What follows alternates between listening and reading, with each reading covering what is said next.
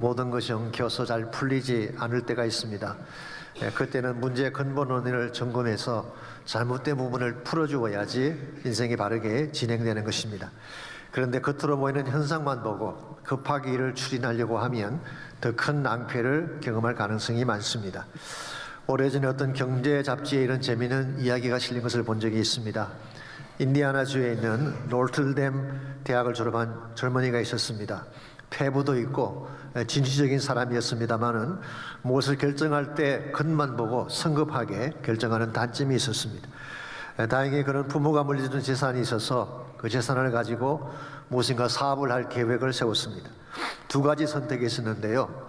하나는 휴스톤에 가서 부동산 사업을 하는 것이고 또 하나는 보스턴으로 가서 은행에 투자하는 것입니다. 그는 부동산 투자가 더 수익이 많다고 생각을 하고 휴스턴으로 가서 부동산에 투자를 했습니다. 그런데 그가 투자한 바로 직후에 휴스턴의 부동산이 곤두박질 치면서 가진 돈을 다 날려버리고 말았어요. 그러나 그는 포기하지 않고 열심히 일을 해서 다시 돈을 모았습니다. 또다시 두 가지 선택이 주어졌는데요. 하나는 애플이라고 하는 이상한 이름을 가진 컴퓨터 회사였고 또 하나는 융자 회사에 투자하는 것이었습니다. 아니 컴퓨터 이름이 사과라니 이건 될 리가 없다 생각을 하고 융자 회사에 투자를 했습니다. 근데 그 해에 미국 전역의 금융사업이 도산하는 바람에 다시 빈털터리가 됐습니다. 크게 낙심한 청년이 고향으로 돌아가기로 작정을 하고 비행기표를 알아보는데 역시 두 가지 선택이 있었습니다. 하나는 유나이티드 에어라인스이고 또 하나는 이스턴 에어라인즈라는 비행기였습니다. 그런 이스턴 에어라인즈의 티켓을 샀는데요. 이튿날 공항에 나가 보니까 간밤에 그 항공사가 파산을 해서 비행편 자체가 없어지고 만 것입니다. 이제 어떻게 해야 하나 하고 있을 때에 마침 2인승 경비행기 한 대가 자기 고향인 인디아나로 간다고 해서 사정을 해서 그 비행기에 탔습니다. 그런데 그 비행기가 도중에 폭풍우를 만나서 추락하게 됐습니다. 그래서 두 사람은 할 수 없이 비행기 안에 있는 낙하산을 하나씩 메고 비행기에서 뛰어내렸는데 그 청년이 메고 뛰어내린 것은 낙하산이 아니라 배낭이었다고 합니다. 물론 이것은 혼자 결정하지 말고 경제 전문가에게 상의해라 이것을 알리기 위해서 경제 잡지가 실은 스토리 같습니다만은 여러분 인생이라고 하는 것이 뜻대로 되지 않을 때가 참 많습니다. 다른 대로 열심히 했지만 무엇인가가 엉켜 있어서 좋은 결과가 나오지 않는 케이스가 흔히 있는 것입니다. 그때 우리가 무작정 뛰기만 한다고 되는 것이 아니라 잠깐 멈추어 서서 어디에 문제가 있는가를 점검하고 잘못된 것을 처리한 후에 다시 시작해야지 바른 길로 갈 수가 있는 것입니다. 사실 우리는 잘 인식하지를 못하지만 인생이 풀리지 않을 때는 무언가 이유가 있습니다. 어딘가 막힌 것이 있기 때문에 인생이 펼쳐지지가 않는 것입니다. 특별히 하나님과의 관계가 막혀있게 되면 무엇을 해도 인생은 풀려질 수가 없습니다. 하나님 모든 축복의 근원이 되시는데 하나님과의 관계에 막힌 것이 있다면 인생이 풀려질 리가 없죠. 그러므로 우리 삶이 진실로 축복된 삶이 되기를 원하고 하나님의 은혜와 축복을 누리는 인생이 되기를 원한다면 하나님과 우리 사이에 막힌 것을 풀어야 되는 것입니다. 저는 하나님과 우리 사이가 막히게 되면 인생이 성공할 수 없는 좋은 이그젬플로 여호수아 7장에 기록된 아이성의 전투를 제가 소개할 수가 있다고 생각합니다. 아시는 이스라엘 백성이 가나안 땅을 정복할 때의 첫 번째 성이 여리고 성이었죠. 이 성은 난공불락의 요새였습니다. 고고학자들에 의하면 이 성을 점령하려면 최소한 수개월은 걸려야 될 정도로 큰 성이었다고 하는데요. 이스라엘이 며칠 만에 그 성을 점령했나요? 단 7일 만에 그 성을 무너뜨렸습니다. 그리고 그 다음 성이 아이성이었습니다. 이 아이성은 여리고와 비교했을 때에 성의 규모도 훨씬 작았고 군사들의 숫자도 많지 않았습니다. 그렇기 때문에 그 성을 정탐한 사람들이 백성이 다 올라갈 필요가 없습니다. 2-3천 명이면 충분합니다 라고 보고를 한 것이죠. 물론 이것은 잘못된 태도였습니다마는 어쨌건 아이성이 이스라엘의 군사력에 비추어 보았을 때 훨씬 작았던 것은 사실입니다. 그럼에도 불구하고 어떤 결과가 나왔습니까? 패배하고 도망치는 그런 수치를 당하게 됩니다. 이유가 무엇인가요? 군사력 때문일까요? 아닙니다. 여리고 때나 지금이나 동일한 군사력을 갖고 있었습니다. 성의 규모 때문일까요? 말씀드린 것처럼 여리고보다 훨씬 성의 규모가 작았습니다. 그럼 하나님의 능력에 문제가 있었던 것일까요? 그럴 리가 없습니다. 하나님의 능력은 예나 지금이나 영원토록 동일하십니다. 그렇다면 무엇이 문제일까요? 하나님께서 전지전능한 능력을 소유하신 모든 대적을 무찌를 수 있는 파워를 가지고 계신다고 하더라도 하나님과 그 백성 사이에 가로막는 것이 있다면 실패할 수밖에 없는 것입니다. 성경은 그 가로막는 것을 아간이 가지고 있던 죄악이라고 소개하고 있습니다. 아간의 탐욕이죠. 하나님께서 분명히 에리고 성을 점령할 때에 성 안에 있는 모든 것을 다 불태우라 라고 명령하셨는데 아간은 전리품을 챙겼습니다. 그리고 자신의 장막 안에 숨겨두었죠. 아무도 모를 줄 알았지만 하나님은 알고 계셨습니다. 이 숨겨진 아간의 범죄가 온 이스라엘의 승리를 가로막은 것입니다. 그래서 아간을 돌로 치고 그가 숨겨둔 모든 물건을 불사르고 그 위에 돌 무더기를 쌓았더니 하나님의 진노가 멈추었다고 성경 기록합니다. 이 쌓은 돌 무더기를 뭐라고 부르나요? 아골 골짜기. 아골의 뜻이 무엇인지 아시죠? 어떤 분은 골이 아프다 그래서 아골이라고 말하는 분도 계시는데 그게 아니죠. 괴로움, 애거니라는 의미를 가지고 있습니다. 여러분, 우리가 아무리 많은 것을 소유하고 뛰어난 전략을 소유해도 하나님과의 사이에 막혀 있다면 절대로 부유하고 아름다운 삶을 살 수가 없습니다. 하나님과 나 사이에 막힌 죄악이 있다면 골이 아프다 이 삶을 누릴 수밖에 없는 것입니다. 이런 면에서 우리 인생에 진정 밝고 기쁨이 넘치는 삶을 살기를 원한다면 하나님과 우리 사이에 가로막힌 담을 허물어야 됩니다. 그때 하나님과 연결되어지면서 생명의 빛이 임하게 되고 하늘의 신령한 축복이 우리 삶을 덮게 되는 것입니다. 혹시 여러분과 제 삶 속에는 하나님과 사이에 막힌 담이 없는지요? 하나님과 사이가 막히게 되면 하늘이 닫히게 됩니다. 하늘이 닫히면 하늘로부터 쏟아지는 모든 축복이 멈추기 때문에 우리 삶 속에 기근이 찾아올 수밖에 없는 것입니다. 혹시 나의 삶이 메말랐다거나 내 마음속이 사막같이 황폐하게 변했다거나 기쁨도 없고 감사도 없고 감격도 없고 예배가 되지 아니하고 기도를 해도 기도가 막히고 찬양을 해도 찬양이 터져 나오지 않는 이와 같은 현상이 혹시 여러분에게 있다면 무엇인가 하나님과 여러분 사이에 막힌 것이 있는 것입니다. 이와 같은 막힌 것을 풀어내야지 우리에게 주어진 영적 기근을 해소하고 참된 축복으로 나아갈 수가 있는 것입니다. 그러므로 우리가 어떻게 하면 이 마음에 있는 담을 허물고 다시 하나님이 부어주기를 원하시는 축복의 단비를 마음껏 누리며 살아갈 수 있을지 오늘 같이 봉독한 본문을 중심으로 이것을 함께 정리해 보려고 합니다. 오늘 같이 봉독한 본문에 보시면 다윗 시대에 찾아왔던 큰 기근에 대한 말씀이 기록이 되어 있습니다. 1절을 보시면 다윗의 시대의 해를 걸어봐여 3년 기근이 있었으므로 오늘 본문에 보게 되면 3년간 기근이 있었다고 했는데요, 정확하게 이 시기가 언제인지는 알 수가 없습니다. 참고로 말씀을 드리자면 사무엘 하는 1장부터 20장까지는 연대기적 순서로 기록이 되어 있습니다. 그런데 21장부터 24장까지는 일종의 부록이라고 할 수가 있습니다. 다윗 시대에 일어났던 특이할 만한 것들만 모아서 랩합에 놓은 것입니다. 그러므로 여기서 다윗의 시대라고 하는 것이 정확하게 언제를 의미하는지는 알 수가 없습니다. 짐작컨대 아마도 압살롬의 반란보다는 이전인 것 같고 모이보셋의 신분 회복보다는 이후였던 것 같습니다. 그때 3년간 기근이 찾아왔는데요, 이것은 3년 연속으로 기근이 계속됐다는 뜻입니다. 기근이라고 하는 것은 비가 오지 않는 자연현상을 말하는 것이죠. 비가 오지 아니하면 온 땅이 마르는 것입니다. 그런데 3년 연속으로 기근이 찾아왔다면 이건 자연현상으로 볼 수가 없습니다. 이것은 하나님께서 주시는 일종의 재앙이요 심판이라고 보는 것이 좋습니다. 농작물이 다 마르고 초원에 풀이 다 말라져서 백성들의 삶이 굶주림 가운데 처하게 되고 목마름 가운데서 생존하기 힘든 상황이 찾아온다면 이것보다 더 중요한 위기가 어디 있겠어요? 고대 사회에서 이 기근은 무슨 재앙이었습니다. 특별히 하나님께서 이스라엘이나 근동 지방의 민족들을 심판하실 때에 기근을 내리신 예들이 많이 있습니다. 이런 면에서 기근은 단순한 자연현상이 아니라 하나님의 심판이었어요. 그래서 1절 하반부를 보시면 여호와께서 이르시되 이는 사울과 피를 흘린 그의 집으로 말미암음이니 그가 기브온 사람을 죽였기 때문이라고 하셨어요. 즉 사울 집안 사람들이 기브온 사람들을 무고하게 죽였기 때문에 그래서 하나님께서 진노하셨고 그 결과 하늘이 닫혔다, 그런 뜻입니다. 여러분, 하늘이 닫히면 하늘에서 쏟아지는 모든 것이 다 막히게 되는 것입니다.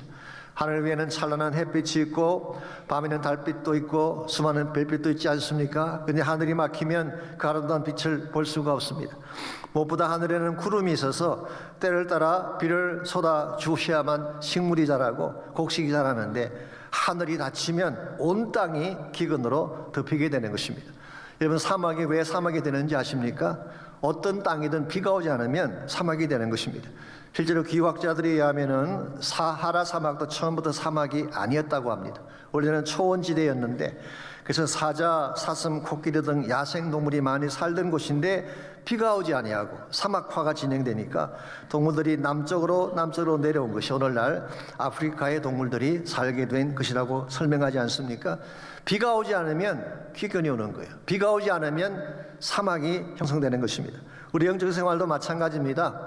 아무리 우리가 노력하고 애써도 하늘이 닫히면 우리 삶은 황폐하게 되고 삶의 터전이 말라가서 사막으로 변하게 되는 것입니다. 그러므로 진정한 의미에서 여러분이 부유하고 아름다운 삶을 살기를 원한다면 반드시 다시 하늘이 열려야 됩니다. 그래서 이른 비와 늦은 비의 축복이 우리 삶 가운데 임해야지 우리의 인생이 부유하게 되고 좋은 열매를 맺게 되는 것입니다. 그러므로 이 아침 물어야 될 중요한 질문은 이것입니다. 어떻게 하면 닫힌 하늘을 열고 다시 축복의 단비를 체험하며 살아갈 수 있을까? 오늘 본문에 소개된 기근의 케이스를 통해서, 다윗이 당했던 기근의 케이스를 통해서 닫힌 하늘을 여는 세 가지 비결을 함께 정리해 보려고 합니다. 첫 번째로 닫힌 하늘을 열고 축복의 단비를 맛보려면 이것이 닫히게 된 원인에 대한 바른 진단이 있어야 됩니다. 원인을 진단하지 아니하고는 문제 해결로 나아갈 수가 없습니다. 1절 말씀 다시 보시면요, 다윗은 3년 기근이 찾아왔을 때에 제일 먼저 무엇을 했나요? 여호와 앞에 간구하며 그랬습니다. 사실 이것을 직역을 하면 여호와의 얼굴을 구했다, 그런 뜻입니다. 그래서 많은 영어 성경들은 David sought the face of the Lord, NIV도 그렇게 번역을 했어요. 그래서 다윗이 여호와 앞에 나가서 하나님의 얼굴을 구한 것입니다. 하나님의 얼굴을 뵌 것입니다. 하나님의 얼굴을 뵈면 그때 하나님께서 문제 진상을 보여주시고 거기에 합당한 해답도 보여주시는 것입니다. 예레미야 33장 1절 말씀에 하면은 우리가 하나님 전에 나가서 기도하면 지금까지 알지 못했던 크고 비밀한 일을 보여주신다, 그렇게 약속하셨어요. 그러므로 무슨 문제가 찾아왔든지 어떤 위기가 찾아왔든지 첫 번째 해야 될 일은 하나님께 나가서 그 얼굴을 뵙는 것입니다. 그러면 하나님께서 모든 진상을 자세하게 보여주십니다. 2절 말씀 보시면은 하나님께서 기근의 이유를 자세하게 설명해 주시죠. 기브온 사람은 이스라엘 족속이 아니요 그들은 아모리 사람 중에서 남은 자라. 이스라엘 족속들이 전에 그들에게 맹세하였거늘 그랬어요. 자, 아시는 대로 기브온 사람들은 원래 가나안 족속이었습니다. 그런데 여호수아 9장에 보시면은 이스라엘이 가나안 땅을 정복해 나갈 때에 하나님이 함께 하시는 이 민족은 누구도 이길 수 없다, 이 사실을 깨닫고 기브온 사람들이 여호수아에게 화친을 요청해 왔습니다. 물론 이 과정에서 속임수를 쓰긴 했죠. 마치 먼 곳에서 온 것처럼 가장을 하고 옷과 신발을 일부러 찢어서 최대한 불쌍한 모습으로 다가가서 화친을 요청한 것이기 때문에 이것 자체는 잘못된 것이라고 할 수가 있습니다. 그럼에도 불구하고 우리가 놓쳐서는 안 될 중요한 사실이 있습니다. 다른 모든 가나안 족속들은 여호와를 대적했는데 여호와가 누구인지를 알지도 못하고 하나님을 대적한 반면에 기브온 사람들은 하나님의 행하심을 듣고 그분의 능력을 믿었다는 사실이에요. 이건 굉장히 중요한 차이점입니다. 그래서 여호수아가 이방인임에도 불구하고 그들을 이스라엘 백성으로 받아준 것입니다. 비옥컨대 이런 케이스와 유사하다고 할 수가 있습니다. 신학교에서 설교학 시험을 보았는데 한 학생이 너무 설교를 잘하는 것입니다. 근데 교수가 가만히 들어보니까 예전에 자신이 한 설교를 그대로 뺏겨서 하고 있어요. 그 학생을 불러다가 물었습니다. 왜 남의 설교를 표절하느냐 질문했더니 학생이 이렇게 답을 했어요. 제가 지금까지 보았던 설교 중에 가장 탁월했기 때문입니다. 이 한마디 말에 교수의 마음이 녹아져서 빙그리 웃으시면서, 그래, 표절한 것은 잘못이지만 어떤 설교가 가장 좋은 설교인지를 분별했다는 것은 칭찬받을 만하다, 그래서 그 학생에게 제법 좋은 그레이드를 주었다고 하는 실화가 있습니다만은 좋은 설교인지 아닌지를 구별하는 것 자체가 실력이라는 것이죠. 유사한 원리로 다른 가나안 족속들은 여호와를 알아보지 못하는데 하나님이 진짜라는 사실을 알아보았다는 것은 대단한 믿음이 아닐 수가 없습니다. 그래서 여호수아는 그들과 죄악을 맺고 그들을 해치지 않은 것입니다. 여기에 조약 혹은 오늘 본문에서는 맹세라고 했는데 이것은 사실 카비넌트를 말합니다. 언약을 말하는 것입니다. 비록 그들의 혈통은 이방인이었지만 언약을 체결하는 순간 그들은 하나님 안으로 들어오게 되는 거예요. 하나님과 한 식구가 되는 것입니다. 그래서 기본 사람들에게 성막에서 나무 패고 물 길는 일을 맡겼어요. 그리고 성막을 섬기는 이 사역을 하면서 지금까지 살아왔는데 사울이 이 사람들을 무고하게 처형을 한 것입니다. 이것은 잘못된 것입니다. 어떤 이유로도 정당화할 수 없는, 물론 사울은 그렇게 생각했죠. 오늘 본문에 나와 있는 것처럼 우리 2절에 보시게 되면 사울이 이스라엘과 유다 족속을 위하여 열심히 있으므로 그들을 죽이고자 했다. 이 말의 뜻은 뭐냐고 하면은 유다와 이스라엘의 순수한 혈통을 지키기 위해서 이방인들을 제거하려고 했다, 그런 뜻이에요. 얼핏 보게 되면 일리가 있는 것처럼 보일지 모르지만 이것은 잘못된 것입니다. 첫째로 기본 사람들이 언약을 체결하기 전이었다면 죽이는 것이 가능합니다. 신명기 7장에 보게 되면 가나안 족속을 다 멸절하라고 말씀하셨기 때문에. 그런데 오늘 본문의 케이스는 이미 언약을 체결한 이후에요. 언약을 맺었다면 이제 하나님의 한 식구가 됐는데 이 사람들을 죽이는 것은 잘못된 것입니다. 만우의 혈통만을 이야기한다면은 라합은 왜 살려두었어요? 라합이 이스라엘 사람이었나요? 아니죠. 여리고성에 살고 있던 기생이었습니다. 그런데 살려주었잖아. 룻도 마찬가지죠. 룻은 모압 여자였습니다. 라합이나 룻은 다 이방 여자였어요. 그럼에도 불구하고 그들은 생존했고 나중에 메시아의 라인에 중요한 역할을 하게 되죠. 뿐만 아니라 이스라엘이 출애굽할 때에 많은 이방인들이 함께 따라 나왔어요. 그러므로 이미 이스라엘 안에도 이방인들이, 여호와를 경외하는 이방인들이 함께 살았는데 사울이 이제 와서 순수 혈통을 빙자해서 그들을 죽인다는 것은 말이 안 됩니다. 이것은 인종차별적인 행위요, 결코 신앙적인 행위라고 볼 수가 없습니다. 두 번째로 이들을 죽인 동기가 마땅치가 않습니다.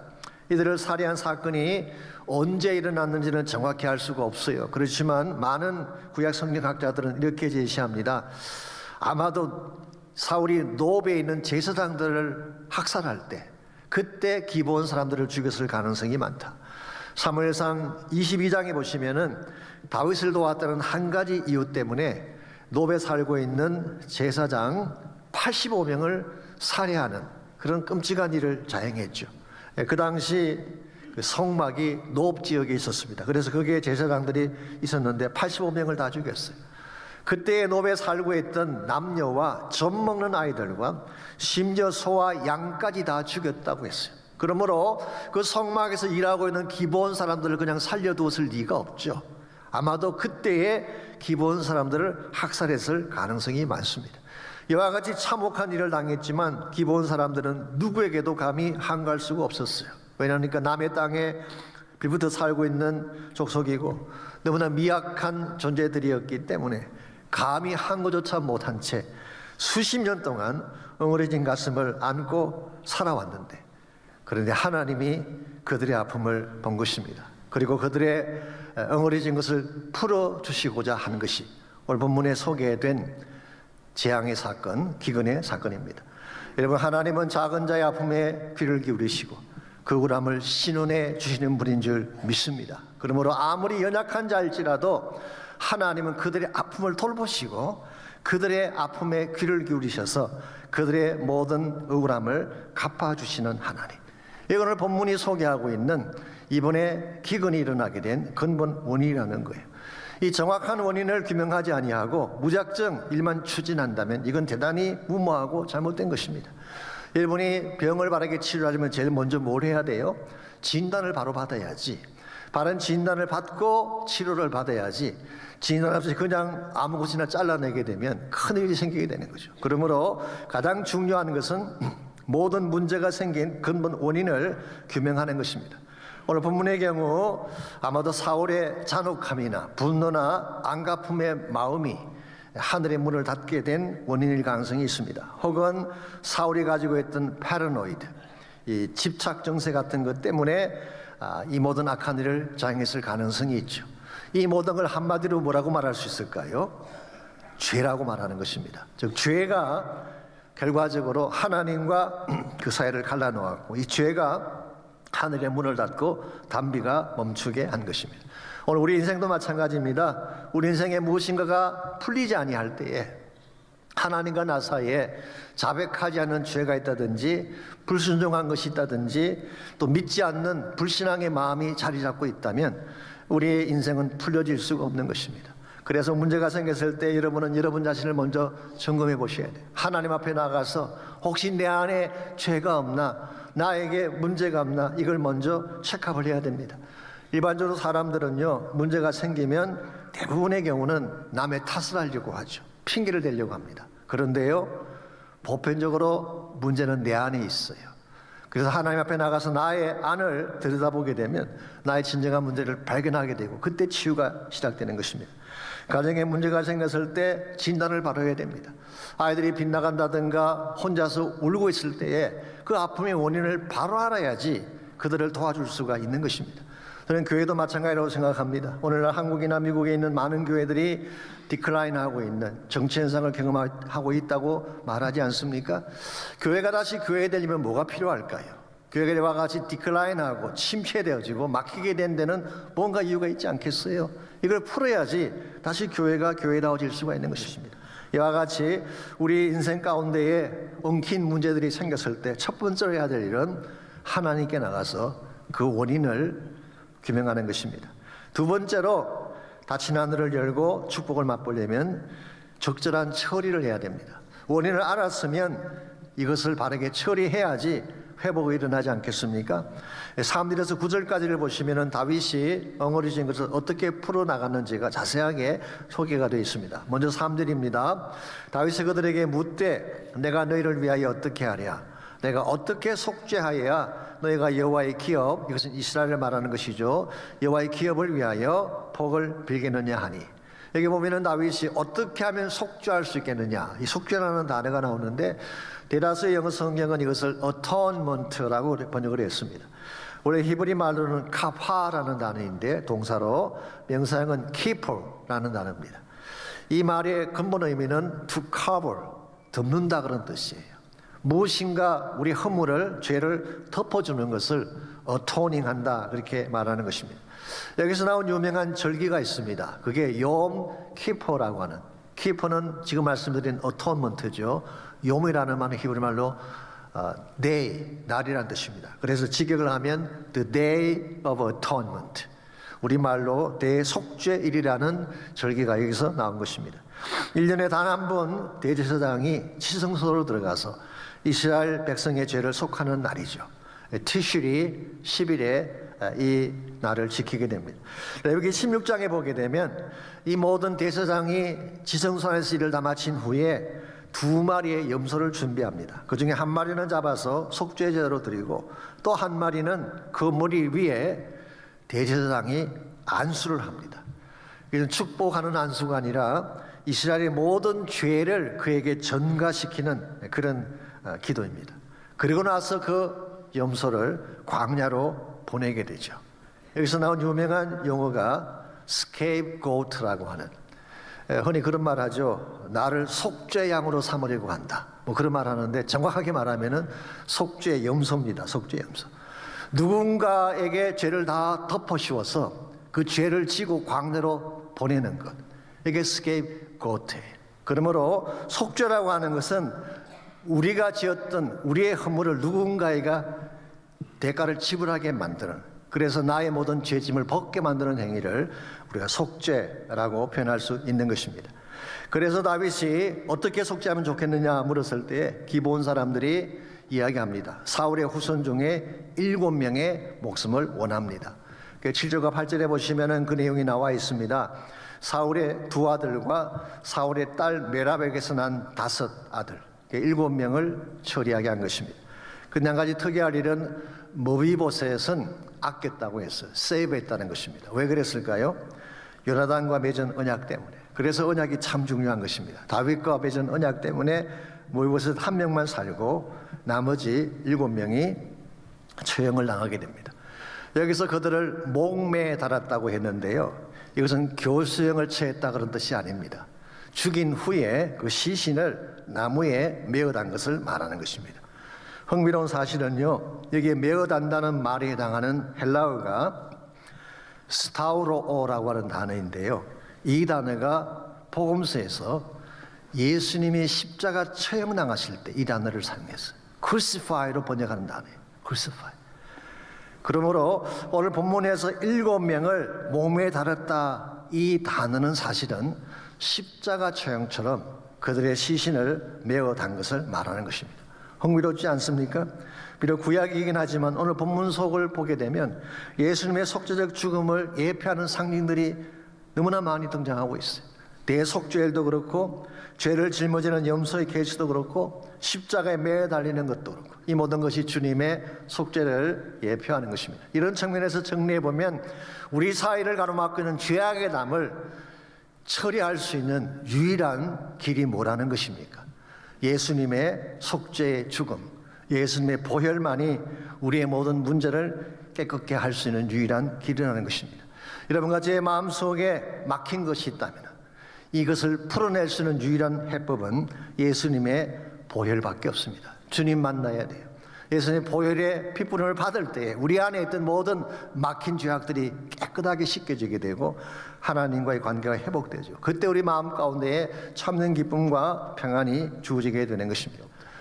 여러분과 제 삶도 마찬가지입니다. 우리 안에 있는 죄책감, 우리가 노력한다고 사라지지 않아요. 내 마음속에 뿌리 내리고 있는 깊은 사악한 내 마음의 죄악들 그냥 애쓴다고 사라지지 않습니다. 예수님 만나야 돼요. 예수의 보혈을 뿌림받아야 됩니다. 주의 보혈 앞에 나가게 되면 하나님께서 예수 그리스도의 피를 통하여 우리를 정결케 하시고 깨끗게 하시고 우리 안에 있는 모든 두려움과 공포와 힘든 마음들을 깨끗게 씻겨내려 주셔서 다시 하늘이 열리게 하는 것입니다. 이런 면에서 우리가 하늘을 닫고 하늘을 열고 다시 축복의 담배를 맞으려면 1차적으로는 하나님의 얼굴을 뵈러 나가야 돼. 하나님 만나야지 내 삶의 정체를 알 수가 있기 때문에. 두 번째는 예수의 보혈로 내 안에 있는 모든 죄짐들을 씻어내야 됩니다. 마지막 세 번째로 우리가 하늘을 열고 축복의 담배를 맞으려면 바른 마무리가 필요합니다. 무엇이건 시작도 참 좋아야 되지만 마무리도 아름다워야지 그 열매를 아름답게 맛볼 수가 있게 됩니다. 10절 말씀 보시면요, 이 사울 가문의 비극적 결말을 아름답게 마무리했던 한 여인이 10절에 소개가 되어 있습니다. 아야의 딸 리스바가 굵은 배를 가져다가 자기를 위하여 바위 위에 펴고 곡식 빼기 시작할 때부터 하늘에서 비가 시체에 쏟아지기까지 그 시체에 낮에는 공중에 새가 앉지 못하게 하고 밤에는 들짐승이 범하지 못하게 한지라. 여기 리스바라는 사람은 사울의 첩이었습니다. 그러나 그녀는 사울 가문의 몰락을 멀리서 구경만 하고 있지 않았어요. 죽은 시신 곁에 머물며 밤낮으로 그것을 지킨 것입니다. 일반적으로 한 가문이 멸족되면 다 그들을 떠나가기 마련인데 리스바는 그렇게 하지 않았어요. 아무것도 남아있지 아니한, 아무 영광도 없는 그 가문을 위하여 함께 슬퍼하며 운 것입니다. 이와 같은 것이 진정한 사랑이요, 이것이 진정한 신실성, faithfulness라고 생각을 합니다. 세상 사람들은 이와 같은 신실성 갖기가 쉽지 않아요. 여러분과 제가 하나님 만나게 되면 이런 신실한 마음을 가지고 이 모든 문제의 마지막 종결을 아름답게 맺어낼 수가 있는 것입니다. 한국의 장영희 교수라고 하는 우리 서강대 영문학과 교수가 계신, 지금은 세상을 떠나셨습니다마는 이분은 태어난 지 1년 만에 소아마비 증세가 있어서 두 다리를 걸을 수 없는 1급장애자가 됐습니다. 그리고 3차례에 걸쳐서 암이 찾아와서 암투병을 했던 그런 분입니다. 정말 가장 비참하고 힘든 삶을 살았던 분이죠. 그래도 불구하고 그는 서강대학을 나오고 뉴욕 주립대학에서 박사학위를 받고 다시 모교로 돌아가서 영문학 교수를 하다가 2009년도에 세상을 떠났습니다. 우리는 그분의 스토리를 볼 때마다 아름답고 또 귀한 것만 보지만 실제로 그 내면을 들여다보면 우리가 상상조차 할 수 없는 고통과 아픔이 그분에게 있었던 것을 발견할 수 있습니다. 자기다만이 겪을 수 있는 아픔, 때로는 거절당하기도 하고 또 사람들에게 멸시당하기도 하고 심지어는 초청이나 어떤 입학도 거부되어지는 이런 어려움을 겪었던 사람이에요. 그런데도 불구하고 이분이 쓴 책 살아온 기적, 살아갈 기적이라는 책에 보이는 그분은 이런 말씀을 인용하고 있습니다. 돕는다는 것은 우산을 들어주는 것이 아니라 함께 비를 맞는 것입니다. 정말 누군가를 도와준다는 것은 멀찍이 서서 우산을 받쳐주는 정도가 아니라 그 고통의 비를 함께 맞는 거예요. 이것이 진정한 사랑이라는 것입니다. 여러분이 가장 힘들어하고 아파하며 울 때 여러분과 함께 고통의 비를 맞아줄 친구가 혹시 계신가요? 그런 친구를 만날 수만 있다면 여러분의 인생에 아무리 막혀있고 답답해도 여러분 인생은 새로운 회복을 향해 나갈 수가 있습니다. 늘 말씀드리는 거지만 우리가 아파하고 힘들어할 때 내 아픔에 동참하고 그 아픔 자체까지를 담당해 주신 유일한 친구는 예수 그리스도밖에 없습니다. 그분을 만날 때에 마음속에 있던 모든 죄짐이 풀려지게 되고 마음을 억누르고 있던 모든 상처와 고통이 다 사라지게 되고 비로소 하늘이 열리고 하나님께서 준비해 놓으신 하늘의 축복의 단비를 마음껏 누리며 살게 되는 것입니다. 우리 삶이 황폐해지는 근본 이유는 다른 것에 있지 않습니다. 내 안에 있는 것입니다. 내 마음속에 막힌 것이 있기 때문에 내 마음속에 불신앙이 꽉 차 있다면 내 마음속에 산뿌리의 바위덩어리가 들어있다면 내 마음속에 누군가를 미워하는 분노의 바위덩어리가 가득 채워져 있다면 무엇을 해도 내 마음은 열려지지 않습니다. 예배가 막히고 기도가 막히고 감사와 찬양이 막히는 것입니다. 그러므로 이 아침 여러분과 제가 기도할 때 이 내 마음속에 있는 막힌 것들을 깨뜨려 달라고 죄악을 토해내고 성령께서 내 마음 중심에 임재해 주셔서 나의 힘으로 깨뜨릴 수 없는 바위덩어리 같은 이 마음의 짐들을 주님 깨뜨려 주십시오. 내 마음에 있는 모든 것들이 그리스도 안에서 성령 안에서 깨어질 때에 비로소 하늘이 열리고 축복이 나에게 임하기 시작하고 기쁨과 회복이 주어지는 것입니다.